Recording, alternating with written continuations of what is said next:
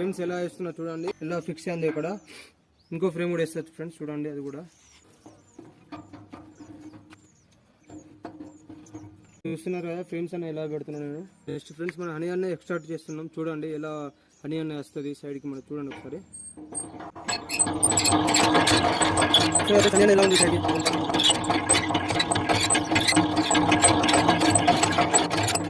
Total చూడండి friends, honey అనే సైడ్కి ఈ సైడ్కి ఎలా వచ్చింది ఇటు. చూస్తున్నారు హనీ అనే ఎలా వస్తుంది ఇటు. చూడండి ఫ్రెండ్స్.